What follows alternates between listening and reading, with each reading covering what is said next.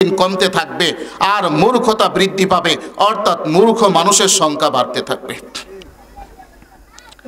এখন হাদিস তো বলতেছে জ্ঞানীর সংখ্যা, মানে জ্ঞানী বলতে এখানে কোরআন হাদিসের জ্ঞান বলা হয়েছে, অর্থাৎ কোরআন হাদিসের জ্ঞান রাখে, গভীর পাণ্ডিত্য অর্জনকারী, কোরআন হাদিসের গভীর জ্ঞান রাখে এমন সব ব্যক্তিরা দিন বদিন যেতে থাকবে, কমতে থাকবে আর মূর্খতা বাড়তে থাকবে।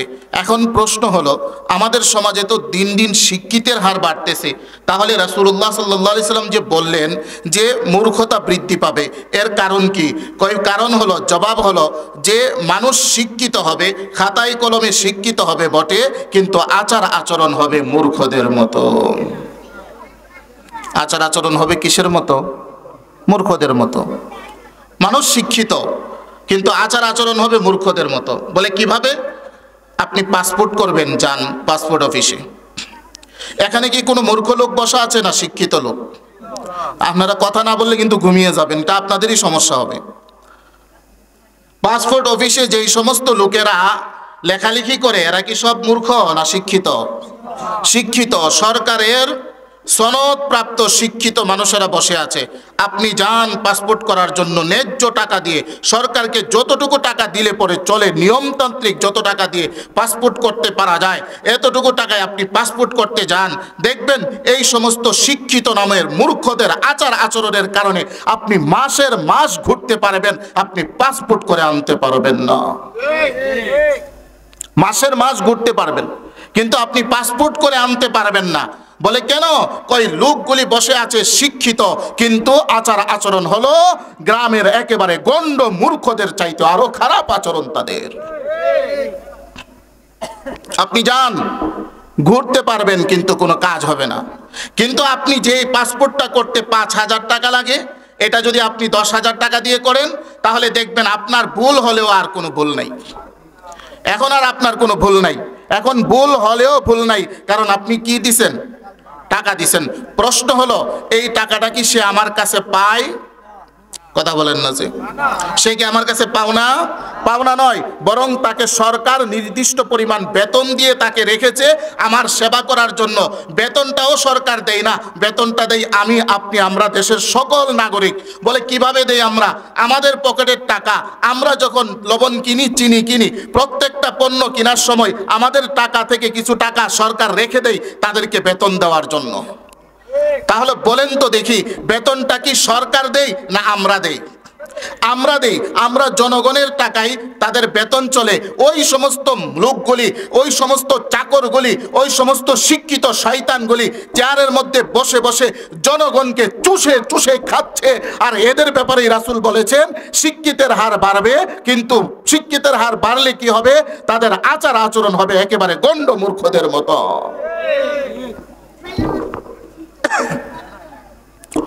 বুঝছেননি কথা?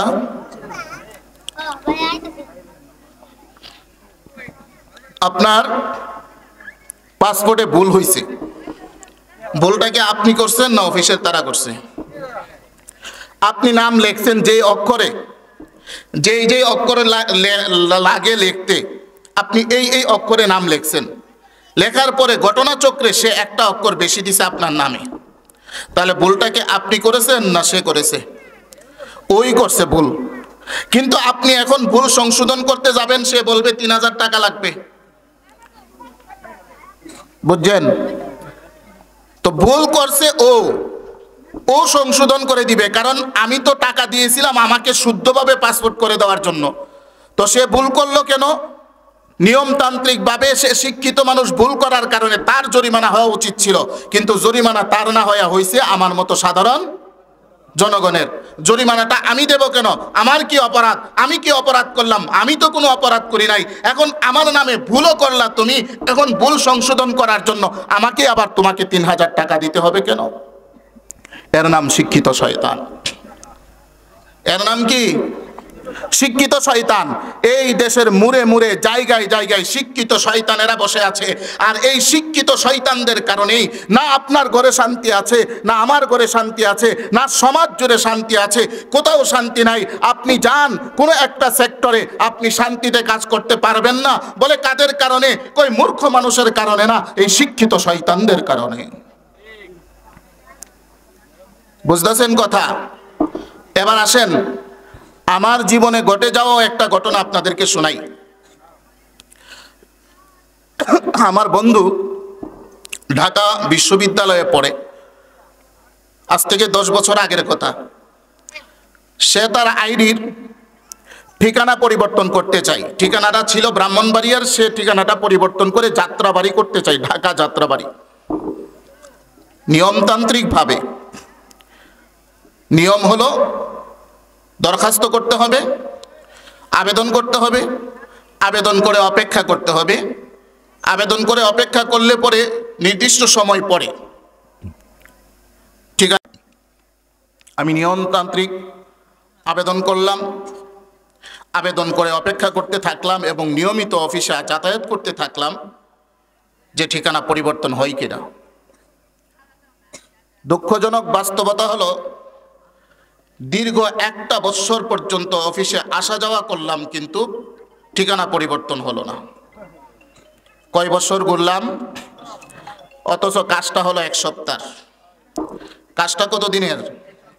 কাজটা ছিল 1 সপ্তাহ, কিন্তু দীর্ঘ 1 বছর পরেও আমার কাজের কাজ কিছুই হলো না।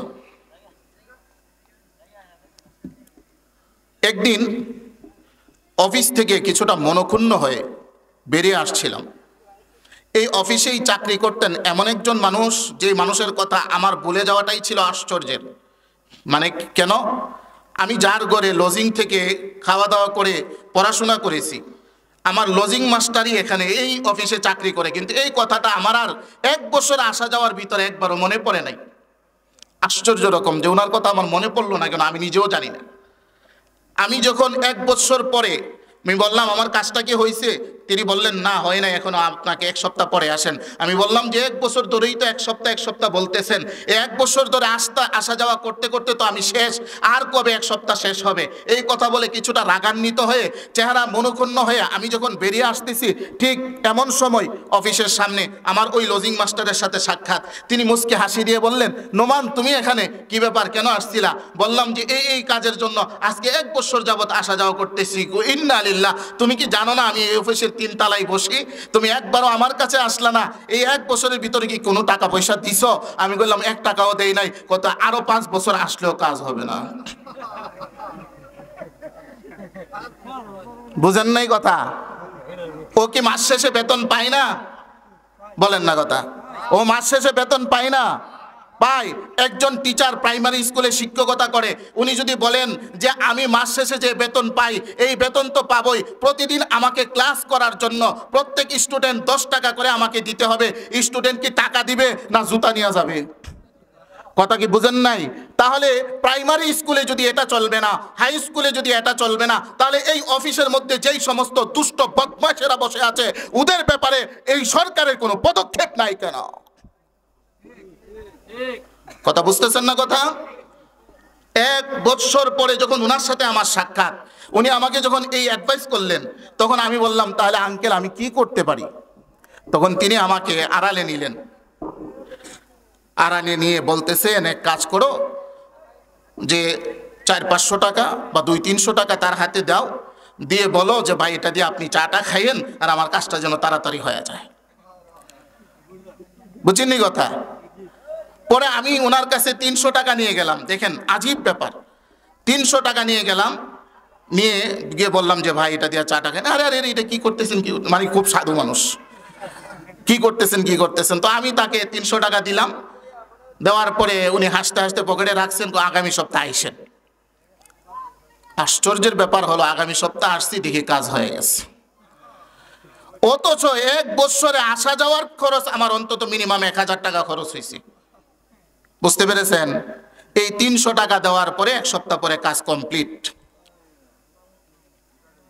মুআজ্জাজ মুহতারাম, এইভাবে আমরা প্রত্যেকটা সেক্টরে সেক্টরে সাধারণ মানুষ নির্যাতিত নিপীড়িত কেন?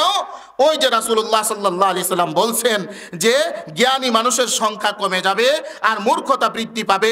এই কথার ব্যাখ্যা কি? ওই ব্যাখ্যা হলো এই, শিক্ষিত মানুষ থাকবে কিন্তু শিক্ষিত মানুষের আচার আচরণ থাকবে না। আচার আচরণ হবে কাদের মতো? মূর্খদের মতো। এখন আপনাদের মনের ভিতরে একটা প্রশ্ন উকি দিতে পারে, সেটা হলো আমার যে লজিং মাস্টার উনিও তো এই অফিসেই চাকরি করেন, তাহলে উনিও কি ঘুষ খান? এখানে একটা সুখের কথা বলি, প্রত্যেক সময় সব সময় নেগেটিভ বললে পজিটিভটা আমাদের অনেক সময় বুঝে আসে না। পজিটিভটা বলি, আজীব ব্যাপার হলো উনি এই অফিসের মধ্যে চাকরি করেছেন 30 থেকে 32 বছর। এই 32 বছরের ভিতরে উনি জীবনে কোনোদিন 1 টাকা ঘুষের গ্রহণ করেন নাই। সুবহানাল্লাহ বললেন না? আল্লাহর এমন বান্দা আছে, এটা কি আমাদের জন্য সুখের কথা না? এটা কি আমাদের জন্য শান্তির কথা না? প্রত্যেক অফিসের মধ্যে এমন কিছু নেই পরায়ণ লোক থাকে, প্রত্যেক সেক্টরে সেক্টরে আপনি এমন কিছু নীতিবান মানুষ পাবেন, প্রত্যেকটা জায়গায় প্রত্যেকটা অফিসে আদালতে আপনি এমন কিছু নীতিবান মানুষ পাবেন যারা জীবনে কোনোদিন বেতনের বাহিরে 1 টাকা গ্রহণ করে না। সন্তান উপবাস থাকলে উপবাস থাকুক, জীবনে কোনোদিন যদি কোনো একটা বাড়ি নির্মাণ করতে না পারে, প্রয়োজনে ভাড়া থাকতে থাকতে জীবনটা কাটিয়ে দেবে, তারপরেও সে কোনোদিন 1 টাকা ঘুষ গ্রহণ করবে না। বুঝছেননি কথা? আমাকে একদিন জিজ্ঞেস করে, ওনার ঘরে খানা খাইতে গেছি, তো আমাকে জিজ্ঞেস করতেছে, নোমান, বলে জি আঙ্কেল, একটা মাসআলা জানার ছিল। বলেন। আমাদের অফিসে প্রতি মাসে অফিসের একটা বাউচার হয়, খরচের বাউচার। এই যে বাউচারটা করে, এই খরচের বাউচারের মধ্যে ধরো খরচ লেখা থাকে 1,20,000 এ মাসের খরচ, অথবা 1,10,000 টাকা খরচ, অথচ এই মাসে সর্বমোট অফিসের খরচ হইল মাত্র 10,000, কিন্তু খরচ লেখে কত? 1,10,000। ওই 1,10,000 যে করে, আবার এই অফিসের বাউচারটা প্রধান কার্যালয় থেকে পাস হওয়ার জন্য সকল কর্মচারীদের সিগনেচার লাগে। সিগনেচার ছাড়া প্রধান কার্যালয় থেকে টাকাটা পাস করা যায় না, বিল পাস করা যায় না। এখন আমিও তো এখানকার একজন কর্মচারী, আমাকেও তো সিগনেচার দিতে হয়। আমি যদি সিগনেচার না দেই তাহলে এই বিল পাস হবে না, আর যদি আমি সিগনেচার দেই তাহলে আমার গুনাহ হবে কিনা? আমি তো এই টাকা গ্রহণ করি না। আমাকে জিজ্ঞেস করতেছে, আমি বললাম যে আঙ্কেল, আপনি যেহেতু সিগনেচার না দিলে বিপদে পড়ে যাবেন, দুনিয়ার বিপদ থেকে উত্তরণের জন্য আপনি সিগনেচার দিয়ে দিবেন, তবে আপনি সৎ কাজের আদেশ আর অসৎ কাজের নিষেধ হিসাবে আপনি তাদেরকে বলে দিবেন যে তোমাদের কাজটা কিন্তু ভালো না। উনি সিগনেচার যতবার করতেন ততবার বলতেন কাজটা কিন্তু ভালো না, এরপরে উনি সিগনেচার করতেন।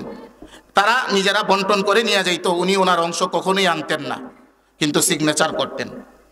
মুআজ্জাজ মুহতারাম, আমি আপনাদের কাছে এই কথাটা বলার উদ্দেশ্যে এই কথাটা বললাম যে এই আমাদের বর্তমান সমাজের এই অধপতিত সমাজ, যেই সমাজের রন্ধ্রে রন্ধ্রে সমস্যা, যেই সমাজের রন্ধ্রে রন্ধ্রে দুর্নীতি, যেই সমাজের গোড়ায় গোড়ায় জায়গায় জায়গায় সেক্টরে সেক্টরে দুর্নীতি, যেই সমাজের আগাটো গোড়ার মধ্যে পচন ধরেছে, এই সমাজেও আল্লাহ পাক রব্বুল আলামিন আল্লাহর কিছু ভালো মানুষ রেখেছেন।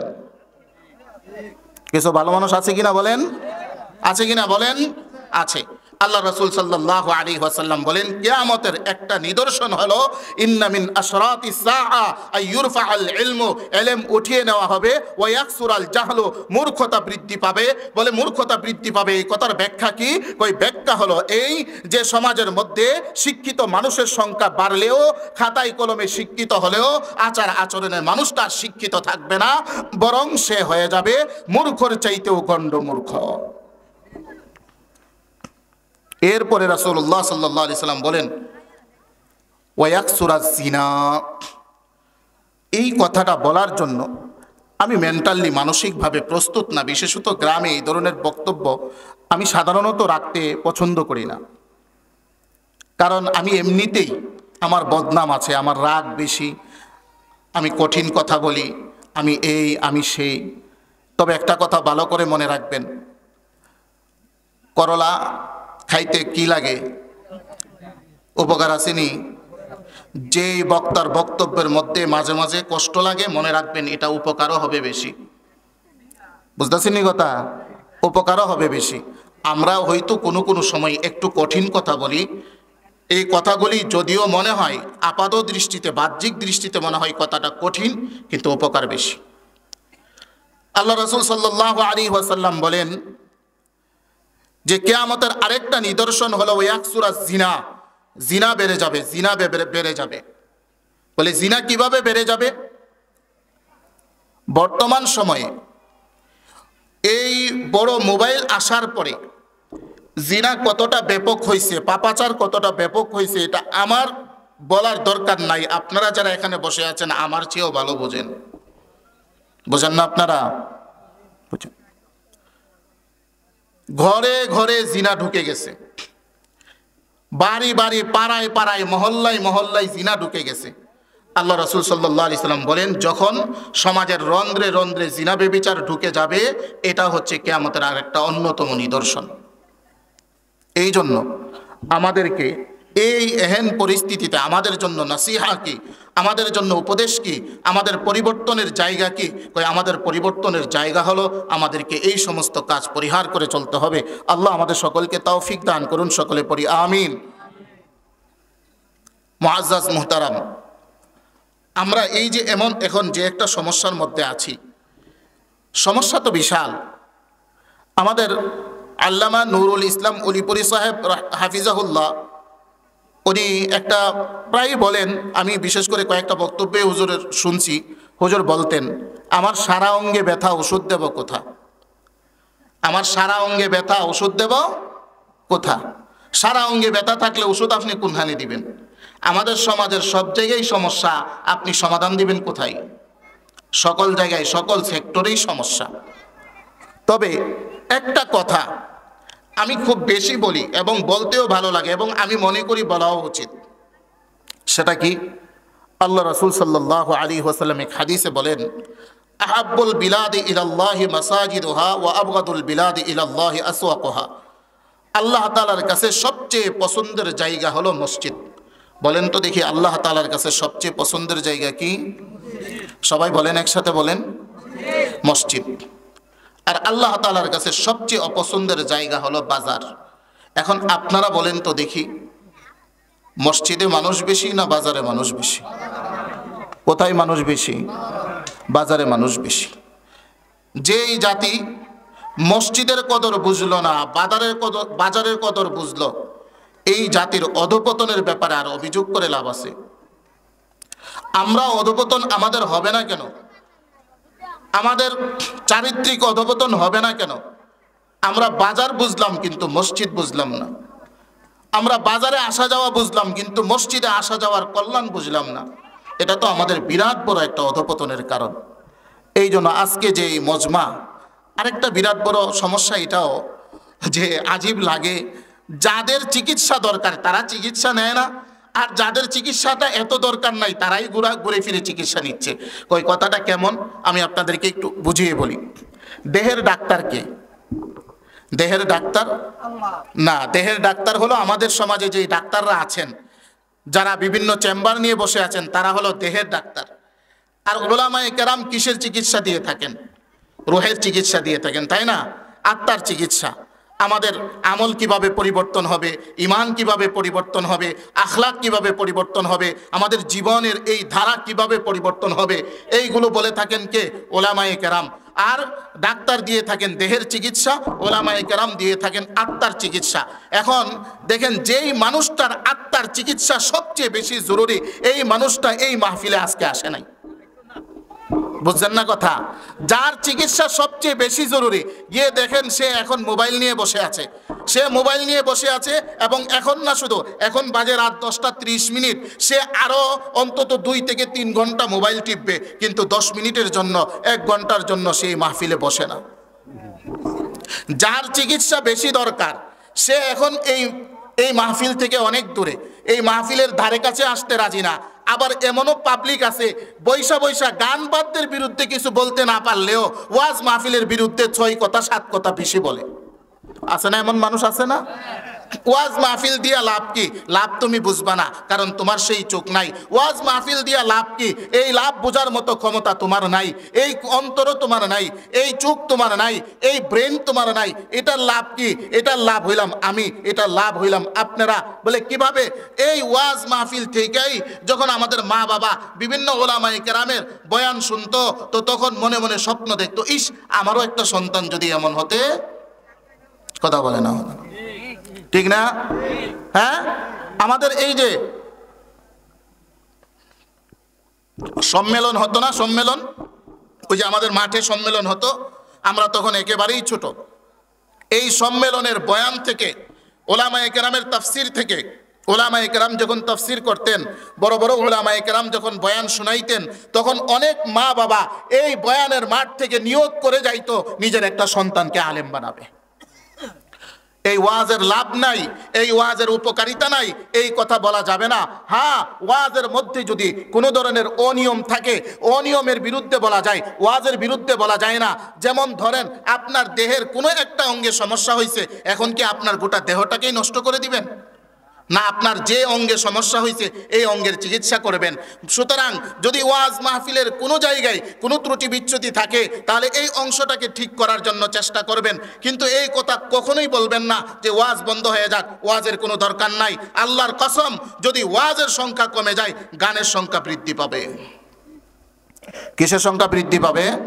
গানের সংখ্যা বৃদ্ধি পাবে। ওয়াজের সংখ্যা যদি কমে যায়, ওয়াজ যদি বন্ধ হয়ে যায়, আলোচনা যদি বন্ধ হয়ে যায়, তাহলে মানুষের বিবেকের দরজার মধ্যে তালা লাগবে, তালা। কারণ এই ধরনের কথা, এই ওয়াজ মাহফিল মানুষের বিবেকের দরজার মধ্যে কড়া আঘাত করে, মানুষের বিবেক খুলে দেওয়ার জন্য, খুলে দেওয়ার ক্ষেত্রে সহযোগিতা করে, মানুষের চোখ খুলে দেয়, হৃদয় খুলে দেয়, অন্তর খুলে দেয়। মানুষের মনের ভিতরে যে গুনার চাহাত, এই চাহাতটা ক্ষণিকের জন্য হলেও মানুষের অন্তর থেকে দূর করে দেয়। মানুষের মনের ভিতরে নেক আমলের একটা স্পৃহা পয়দা হয়, নেক আমলের একটা আগ্রহ পয়দা হয়। কিসের দ্বারা? এই ওয়াজের দ্বারা।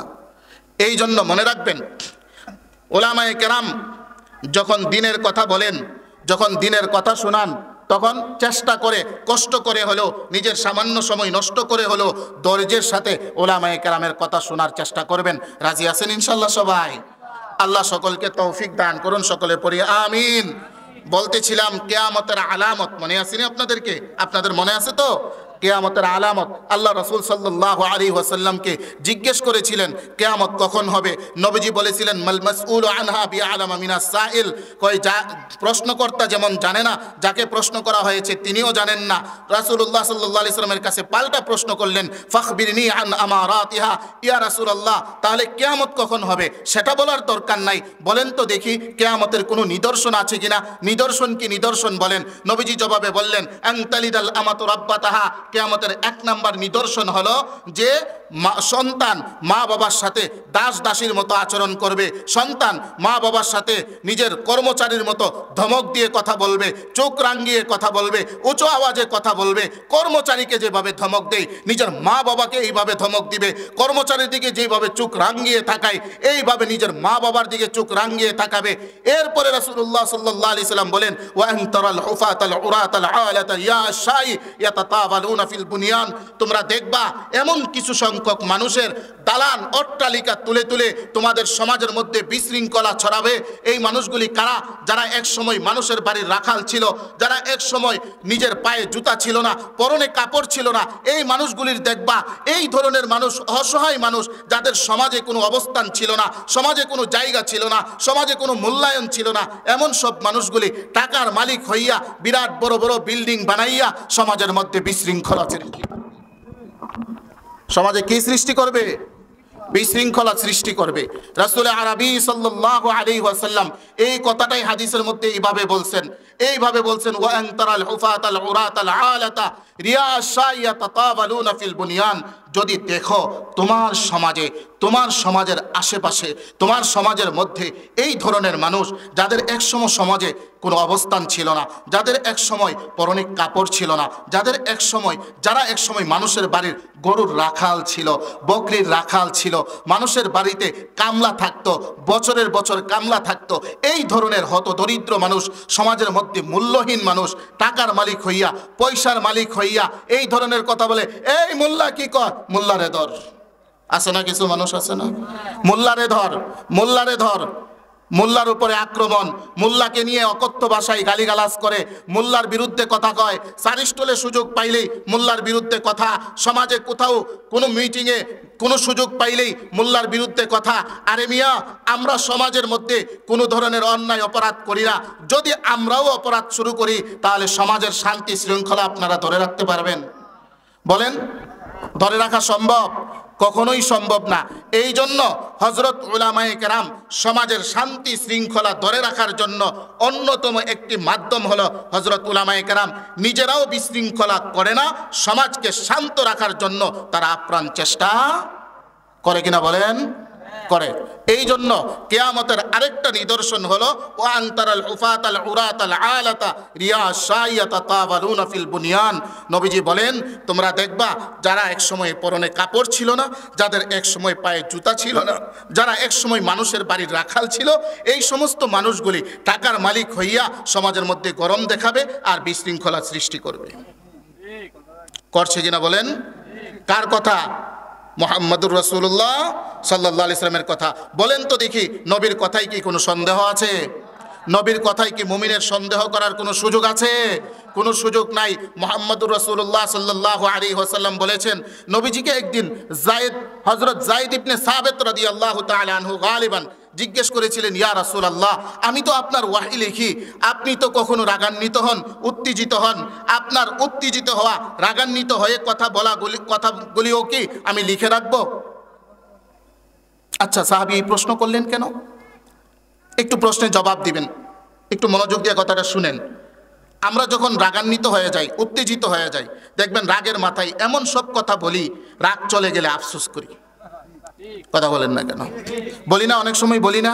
বলি। রাগের মাথায় এমন কথা বলি, রাগ চলে যাওয়ার পরে আফসোস করি। নিজের বড় ভাইকে এমন এক কথা বলে ফেলছে ছোট ভাই, পরে রাগ থামছে, আরে আমি ভাইকে এটা কি বললাম। বাবাকে বলছে, পরে আফসোস করে, হাই রে আব্বার আমি এটা কি কইলাম। নিজের মাকে বলছে, পরে আফসোস করে আমি আম্মাকে এই কথাটা কি বললাম। অনেক সময় আমাদের আফসোস হয়। তার মানে এই কথা প্রমাণিত, মানুষ যখন রাগান্বিত হয়ে যায় মানুষের কথা উঁচা নেচা হয়। হয় কিনা বলেন? হয়। আল্লাহ রাসূল সাল্লাল্লাহু আলাইহি সাল্লামকে জিজ্ঞেস করেছেন হযরত যায়েদ ইবনে সাবিত রাদিয়াল্লাহু তাআলা আনহু, ইয়া রাসূলুল্লাহ, ইয়া রাসূলুল্লাহ, আপনি যখন রাগান্বিত হয়ে উত্তেজিত হয়ে কথা বলেন, আপনার এই উত্তেজিত হয়ে বলা, রাগান্বিত হয়ে বলা কথাগুলোও কি আমি লিখে রাখবো, ওয়াহি হিসাবে লিখে রাখবো? তখন রাসূল আরবি সাল্লাল্লাহু আলাইহি ওয়াসাল্লাম কি বলেন দেখেন।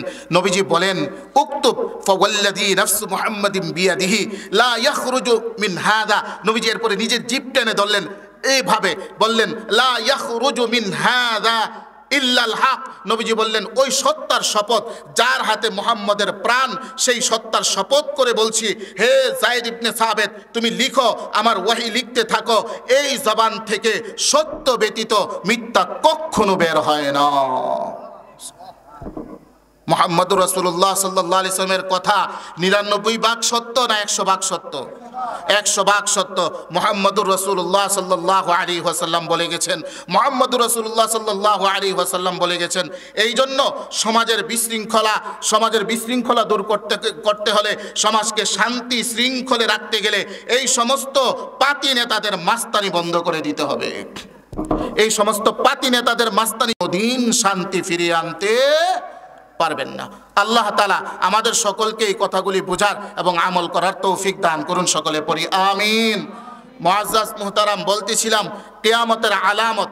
এই কিয়ামতের আলামতের মধ্যে সর্বপ্রথম রাসূল আরবি সাল্লাল্লাহু আলাইহি ওয়াসাল্লাম কোন কথাটা বলেছেন? মায়ের সাথে দাস দাসীর মতো, বাবার সাথে দাস দাসীর মতো আচার আচরণ হবে। এখন আমি আপনাদের কাছে একটা জরুরি কয়েকটি হাদিস বলবো ইনশাআল্লাহ, একটু মনোযোগ দিয়ে শুনবেন। একটি হাদিসের সনদ সম্পর্কে মুহাদ্দিসিনে কেরাম বলেন যে এই সনদের মধ্যে কিছুটা দুর্বলতা রয়েছে, তথাপি হাদিসটি যেহেতু একটি ফজিলতপূর্ণ হাদিস, তাই আমি আপনাদের সামনে বলছি। রাসূলুল্লাহ সাল্লাল্লাহু আলাইহি ওয়াসাল্লাম বলেন, মা মিন ওয়ালাদিন বাররিন ইয়ানজুরু ইলা ওয়ালিদাইহি নাজরাত রাহমাতিন ইল্লা কাতাবাল্লাহু লাহু বিকুল্লি নাজরাতিন হাজ্জাতাম মাবরুরা। রাসূল আরবি সাল্লাল্লাহু আলাইহি ওয়াসাল্লাম বলেন যে কোনো নেককার সন্তান যদি, ভালো করে শুনেন, যাদের আব্বা আম্মা আছে ভালো করে শুনেন, রাসূলুল্লাহ সাল্লাল্লাহু আলাইহি ওয়াসাল্লাম বলেন, মা মিন ওয়ালাদিন বাররিন ইয়ানজুরু ইলা ওয়ালিদাইহি নাজরাত রাহমাতিন ইল্লা কাতাবাল্লাহু লাহু বিকুল্লি নাজরাতিন হাজ্জাতাম মাবরুরা। নবীজি বলেন যে আল্লাহর কোনো নেককার সন্তান যদি তার মা বাবার চেহারার দিকে মায়ার নজরে, দয়ার নজরে তাকায়, আল্লাহ রাসূল সাল্লাল্লাহু আলাইহি সাল্লাম বলেন প্রতিবার মায়ের চেহারার দিকে, বাবার চেহারার দিকে তাকানোর বদৌলতে আল্লাহ তাআলা তার আমল নামায় কবুল হজের সওয়াব দিয়ে দেন। সুবহানাল্লাহ। বলেন তো দেখি, মা বাবার চেহারার দিকে তাকাইলে কবুল হজের সওয়াব কে দিবেন? সুতরাং মা বাবার চেহারার দিকে মায়ার নজরে তাকাবেন, মা বাবার খবর নেবেন, মা বাবার সাথে ভালো আচরণ করবেন। আম্মা পান খাইলে একটু জিজ্ঞেস করবেন, আম্মা আপনার পান আসেনি, শেষ হয়েছে গেনি, একটু লাগলে আমি আজকে আবার বাজারে যাইতেছি, নিয়ে আসবো। আম্মাকে হাসি দিয়ে জিজ্ঞেস করবেন। এই কথা কখনোই বললেন না। আপনি বাজারে যাচ্ছেন, মা বলতেছে বাজান বাজারে যাইতেছ, বলে হ্যাঁ, তো একটু পান নিয়ে আইসো। কই কালকে না পান আনলাম? বলে না এরকম বলে না? বলে এরকম বলবেন না। কারণ আপনি যখন হাতে একটা চকলেট থাকার পরেও আরেকটা চকলেট চাইতেন, মা কিন্তু আপনাকে চোর দিত না, আরো একটা দিত নিজের সন্তানকে খুশি করার জন্য।